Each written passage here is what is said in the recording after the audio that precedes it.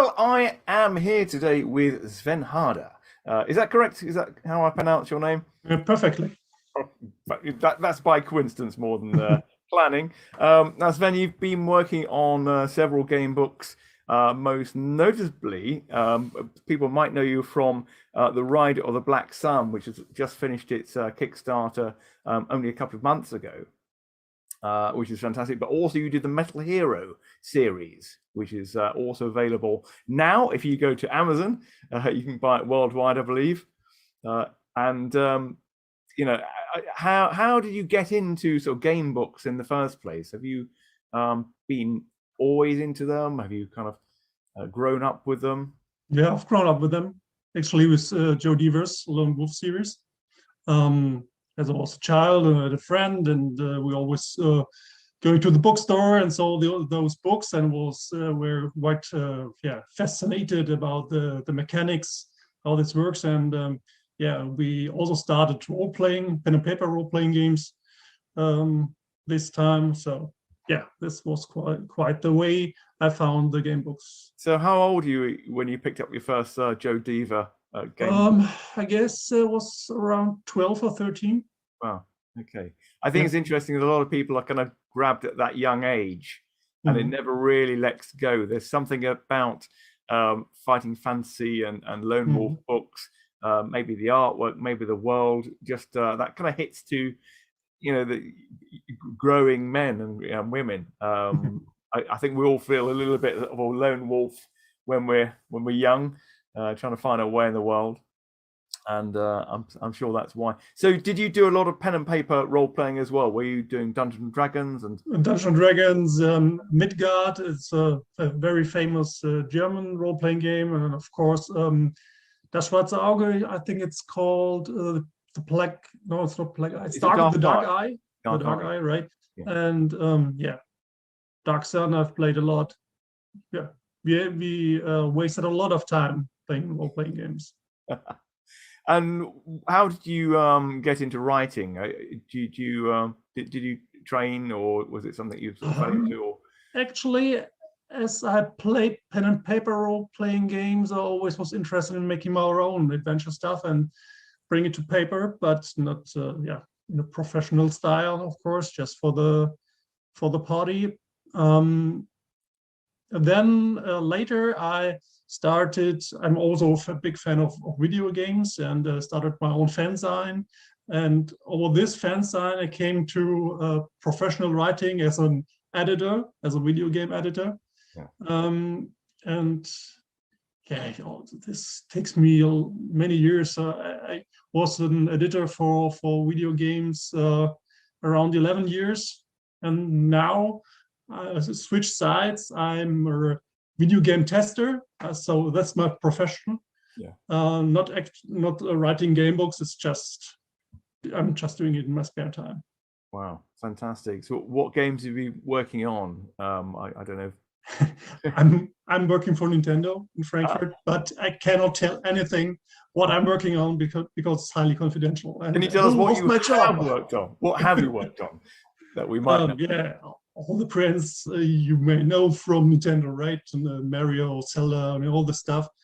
And of course, a lot of third-party games. Maybe a few dozen now in the last 10 years.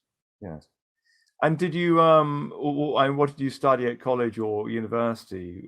What skills? I broke up with the university.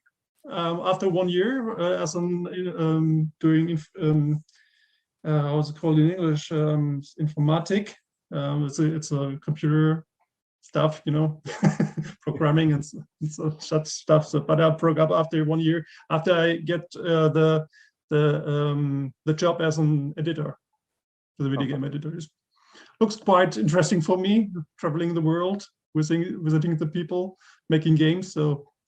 Fantastic. And did you find time to do role playing and pen and paper, or is that something you don't really have time to do any longer? Yeah, it's time management is really a problem, and of course the guys from from such time now, spread it all over Germany. So it's difficult to get them on one table, but from time to time. But in the last couple of years, of course, of the pandemic, we haven't seen so much. So yes, it's a pity. It is a shame. It is a shame. But there's always game books. You don't have to get together with everyone. So tell us about how you started writing your first game book. Was it the Metal Hero series? No, actually was right off the Black Sun, but my very first game book project was very childish, try to copy somehow the Lone Wolf series, or just to you have in your mind you can do it better, but actually as a young guy you see after a few weeks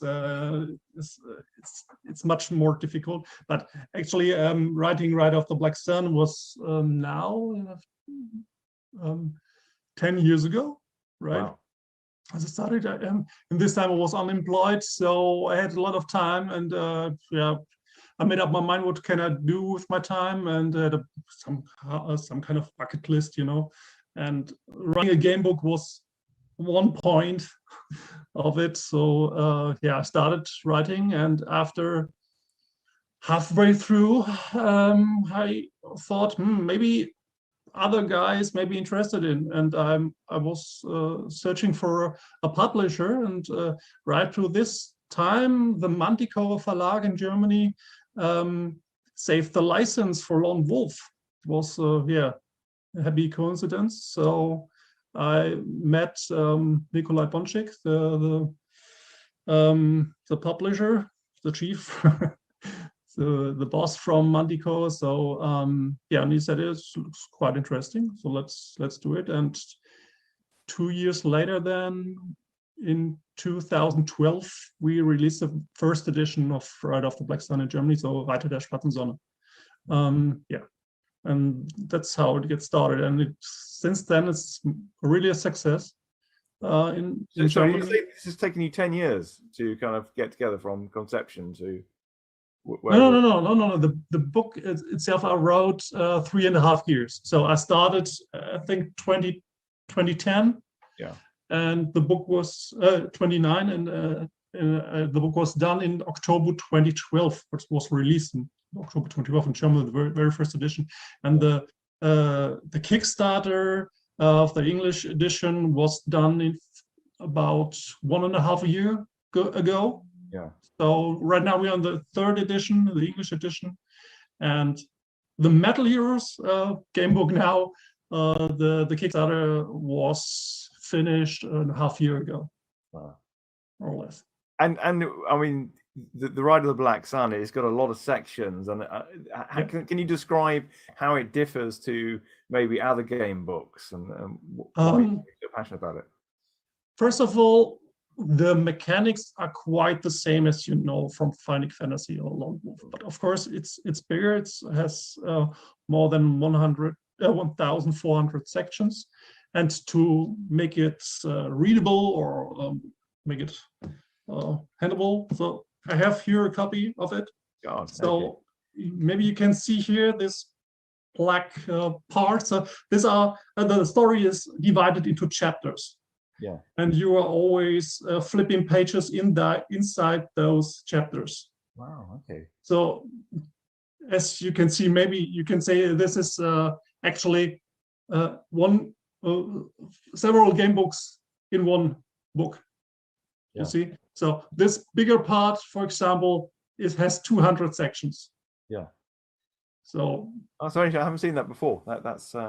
Is that unique? Is anyone else doing that? I'm not sure. I mean, there are thousands of game books out there, so I wouldn't say I'm the first one doing it, but it came quite natural to me to handle such a huge amount of sections in a with chapters, So this may be unique for the big amount of game books, but.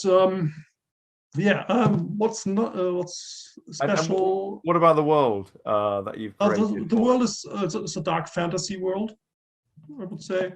You've got dragons, you've got your orc races and elf races, and so it's full of cliches. I would say, yeah, it's easy to find your way there, even if you haven't heard anything about it.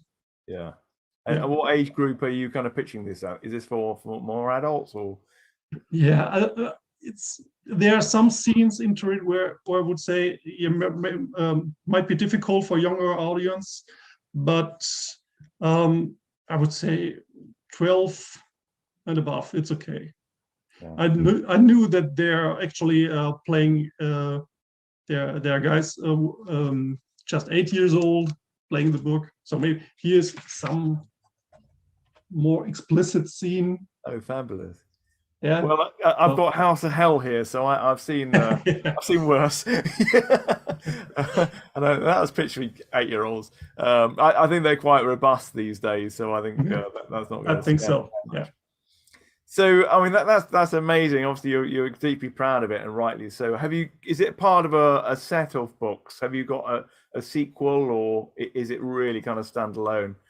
Yeah, it's a standalone book, and many people are asking me this regularly. Yeah, is there a prequel or a follow-up? But yeah, no, that's not my approach writing game books. I always try to find a new kind of topic for me to learn. As I started Metal Heroes.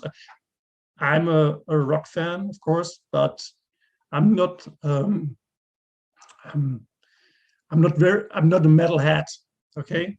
But digging into this topic and learning all about the music business is much fun for me. It was much fun for me, and now in my next with my next book, I'll dig in the next theme, you know, and yeah. Do you care to elaborate on what the next one might be, or give us a? Yeah, it's called Onihatsugo. It's a Japanese term, and it's playing in the medieval Japanese world. 12th century, has some kind of historic background, but of course with a lot of fantasy elements. Wow, that's fantastic. Is that going to be through Kickstarter as well to get that one going? It's not planned yet. I mean, I have to write it in German first, and then we'll see how things develop. It's always a few years ahead, you know, publishing into German and finding a translator, and it's difficult. But it sounds like you've obviously done 2 before, so you know the process, and it's worked very well. You got lovely reviews, and it was obviously you've got quite a fan base that you're growing, which is fantastic.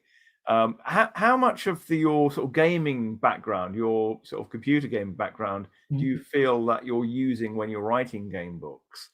Absolutely. Another point which make my game books unique, maybe it's a kind of reward system. If you're finding special sections, situations, solving it perfectly, you get fate points. And the book, after each chapter, the book asks you, have you found all those fate points? And if not, you get the feedback from the book. Maybe you can retry the chapter and find all the secrets in it. It's not mandatory, but it will help you to get the perfect ending, because Ride of the Black Sun has 7 different endings. So they're all marked with a star. So 1 star, it's more or less a bad ending, but 5 stars is the best ending. But to get those, this ending, it's quite a challenge to find all the fate points and always making the best decision, find the best weapon, and But the book is giving you always a feedback. Feedback and book is FUK. That's awesome. That's great. And the artwork, how much do you have in the say of what goes into it? Are you completely in control of the whole project? Yeah, because I'm not the illustrator. The illustrator is Fufu Frauenwald. It's a Berlin. It's an illustrator from Berlin. And he is an experienced role-play illustrator. but we are always very close.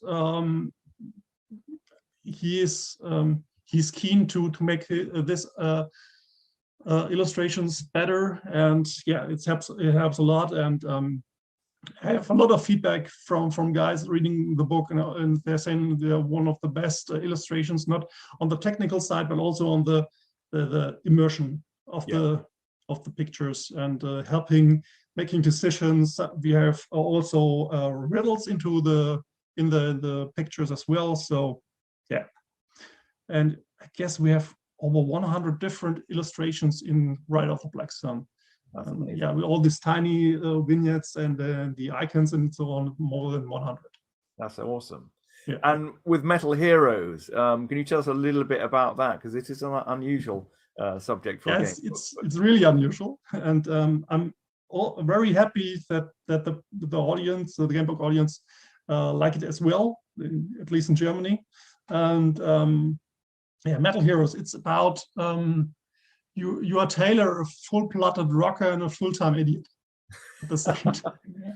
And yeah, you are living in Los Angeles, a shitty life, you know. And one day, an old massive man shows up and says he is a god of rock, but he has no fun anymore, and tries to find a successor. So he chooses you, more or less. And yeah, then you to prove your right to be on Mount Olympus, you know, there you have to